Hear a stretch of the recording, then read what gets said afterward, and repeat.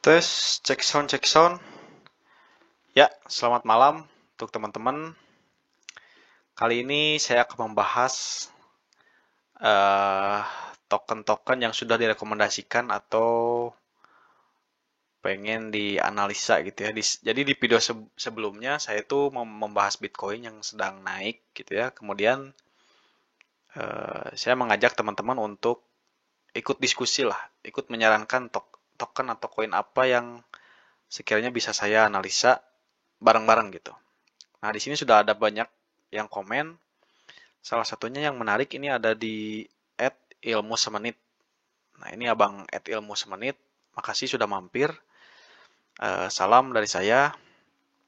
Nah, di sini Abang ini komen, "Bang, untuk RWA apa rekomendasinya? Tolong bantu analisis Lisku Ondo, token sama CFG." Oke, ini bagus sekali. Kenapa saya pilih ini? Karena memang menarik ya. RWA sendiri atau real world asset ini harusnya masuk ke dalam naratif kripto di 2024 ini. Makanya saya pilih si abang ini untuk saya review duluan gitu ya. Juga kalau kita lihat, kalau saya lihat ini abang ini memang sepertinya paham betul nih. Apa mau nguji saya atau gimana? Cuman eh, kita di sini share bareng-bareng aja lah. Kita belajar bareng-bareng ya. Kalau misalkan saya ada kekeliruan atau mungkin bang ini kayaknya salah deh bang. Ini itu saya malah lebih seneng ya. Jadi memang platform YouTube saya artinya berguna gitu untuk mungkin diskusi, untuk memberi insight ke yang lain yang belum paham. Jadi izin abang kalau misalkan nanti saya ada yang salah juga koreksi ya. Atau teman-teman yang lebih paham, boleh banget nanti di komen. Oke, jadi kita langsung masuk ya. Pertama, di sini ada Ondo, token sama CFG ya. Kita bahas dulu si Ondo token. Nah, di sini ada Ondo token. Jadi Ondo ini juga masuk ke dalam naratif real world asset ya atau RWA. Kalau kita lihat di sini kita tarik data semua gitu ya, data market outlook di all time, dia ternyata baru listing di tahun ini ya, tepatnya di 18 Januari 2024. Yang terlihat di sini gitu ya, semenjak dia listing harganya sedang menuju atau sedang dalam posisi bullish ya, sedang naik. Dan sudah naik 130-an persen. Ini gokil juga ya. Belum alt season udah naik. Nah, jadi untuk si Ondo ini sebetulnya dia fokusnya kemana nih? Selain yang saya jelaskan tadi, dia masuk ke reward asset. Nah, dia juga si Ondo ini menawarkan tokenisasi aset ya dunia nyata. Yaitulah memang fungsi dari si reward asset tersebut. Nah, namun untuk si Ondo ini dia fokus pada produk layanan dan keuangan kelas institusi ya. Jadi institusi seperti eh, treasury bonds gitu ya atau surat hutang atau surat berharganya di Amerika si BlackRock nih. Nah, jadi si Ondo itu lebih fokus, dia lebih fokus untuk layanan keuangan kelas institusi. Untuk market cap sendiri, dia saat ini ada di harga atau market cap-nya ada di 500 juta dolar, kemudian total supply koinnya ada di 10 triliun. Dan juga dia masuk ke dalam ekosistemnya Ethereum. Ini sangat, kita tahu sendiri lah, Ethereum tuh ekosistemnya bagus. Malahan kemarin-kemarin juga di video saya sudah bahas ketika Ethereum upgrade, upgrade Denchun kedua, yaitu token-token di bawahnya, token-token dengan ekosistem Ethereum tuh naik sampai bahkan saya hold tuh yang kemarin Koti naik sampai 400-an persen lebih. Jadi ini nggak kaleng-kaleng ya kalau kita melihat dari aspek ekosistem. Oke, jadi kita punya data satu nih dari si Ondo. Kemudian yang kedua ada token atau token Fi ya.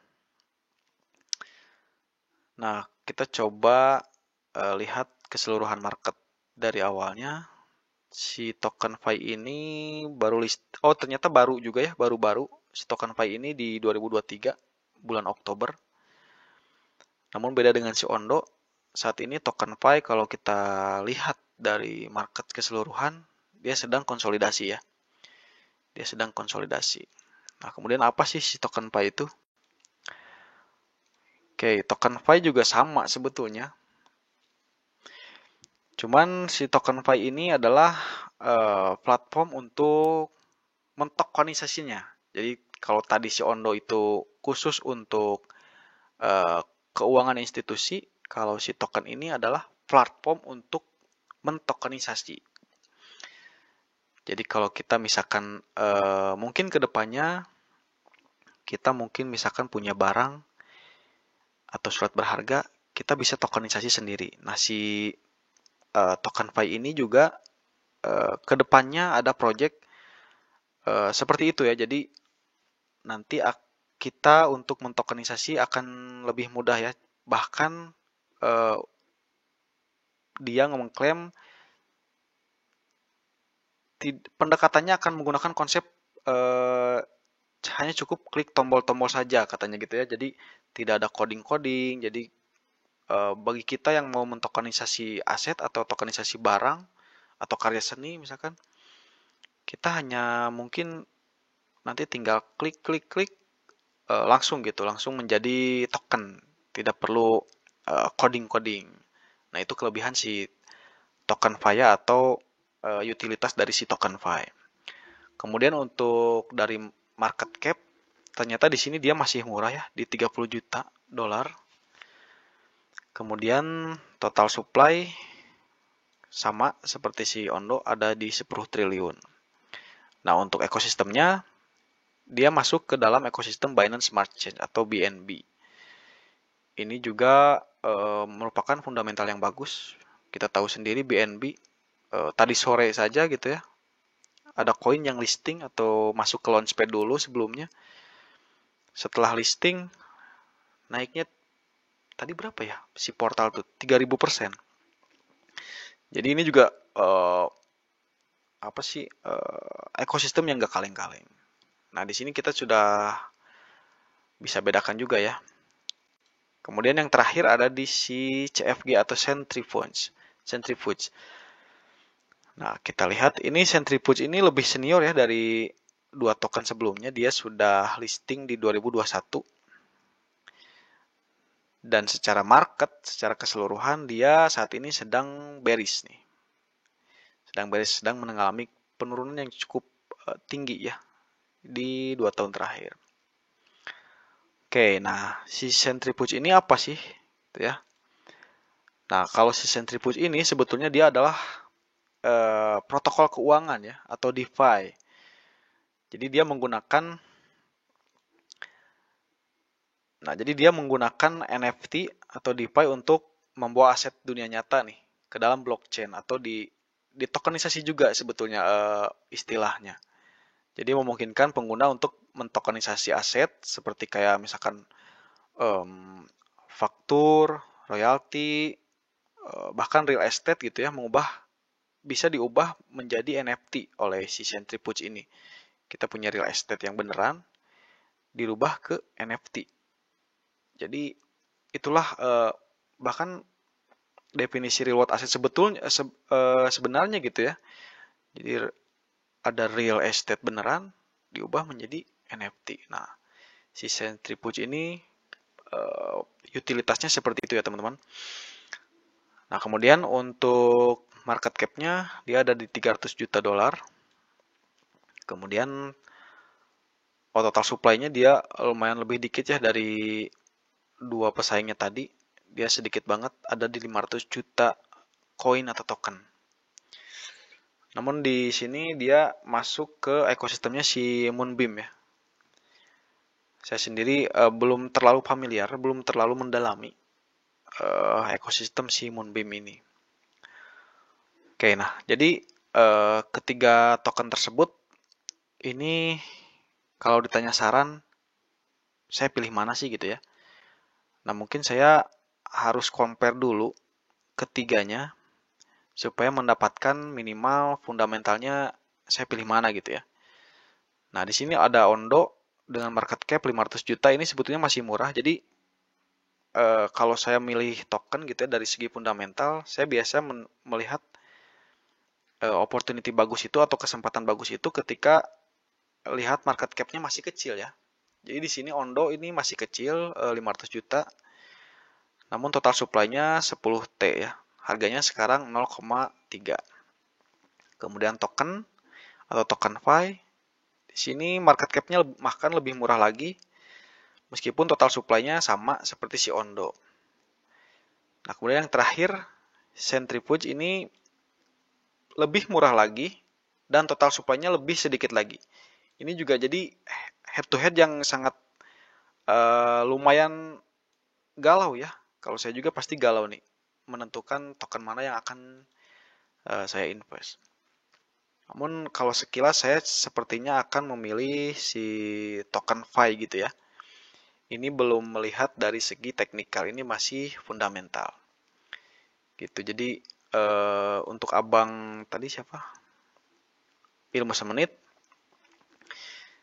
Jika saya ditanya, ya saya akan jawab saya mungkin akan mendahulukan si token Fi ya untuk kripto naratif di RWA ini atau real world asset. Jadi dengan pertimbangan yang tadi saya sudah jelaskan, mungkin saya akan pilih ini. Namun misalkan kalau abang atau teman-teman masih bingung dan dilema, jadi ada satu strategi gitu ya untuk menjaring si bisa jackpot lah intinya.